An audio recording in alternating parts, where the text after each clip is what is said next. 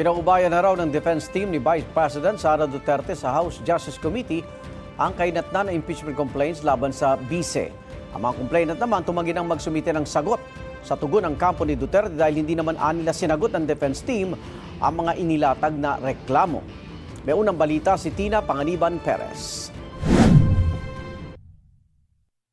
Sa manifestation of waiver ng mga complainants sa third impeachment complaint laban kay Vice President Sara Duterte, sinabi nilang hindi na nila kailangang sagutin ang consolidated verified answer ad cotellam na isinumite ng Vice sa House Committee on Justice. Nabasa namin, walang specific denial as to specific paragraphs of the 98-page complaint that we filed. So for that reason alone, talagang wala pong basihan, wala pong silbi yung paghahain ng isang reply to an answer na hindi naman po sinunod. Ano yung pinaka-basic requirements sa rules? Pinabulaanan ni Atty. Ligutan ang mga sinabi ng Vice na walang ultimate at evidentiary facts sa mga reklamo. May isang eyewitness.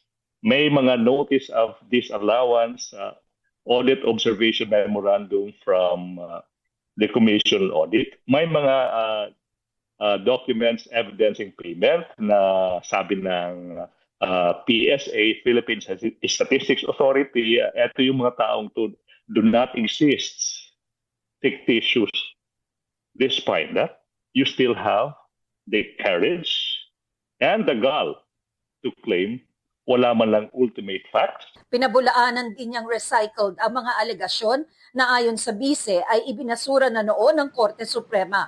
Kami yung sumulat ng third impeachment complaint, hindi po ni-recycle yan.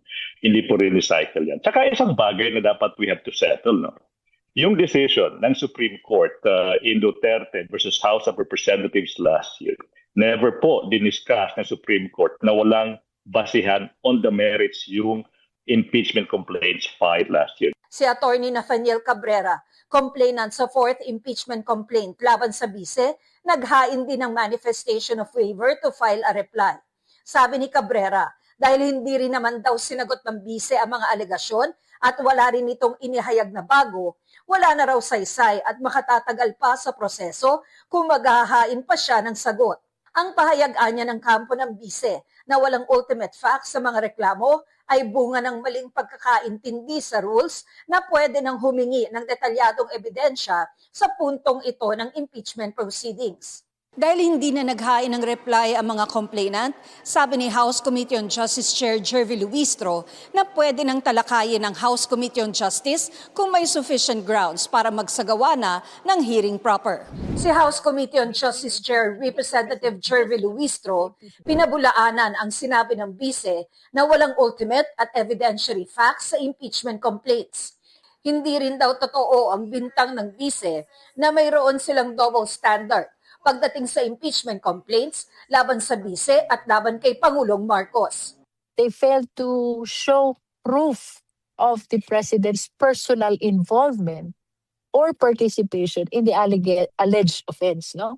Sa case ng Vice President, to illustrate again, the offense of threat, what evidence will you still require?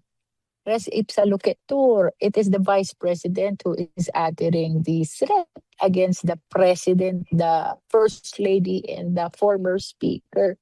Now, about the confidential fund, you remember Congresswoman Laila De Lima even read and showed the certification of the training of the military to with the signature of the Vice President. Kinontra rin ni Luistro ang sinabi ng kampo ng Vice na nalabag ang kanyang karapatan sa due process.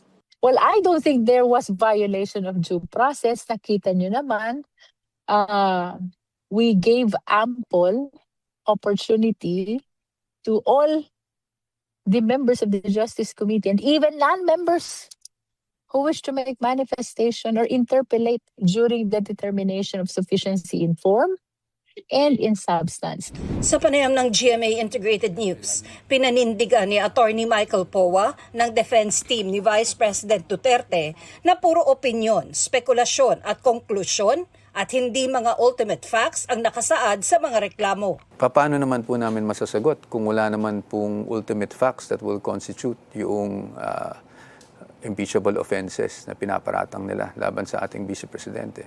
It is not for the Vice President to prove her innocence. It is first for the complainants to actually prove na meron siyang ginawang mali in the first place. Ipinauubayan na raw ng depensa sa komite ang kahihinatnan ng impeachment complaints laban sa Vice President. Umaasa silang pagbobotohan ito hindi lamang base sa kanilang konsyensya, kundi sa mga ebidensyang iprinisinta sa kanila. Ito ang unang balita. Tina Panganiban Perez para sa GMA Integrated News.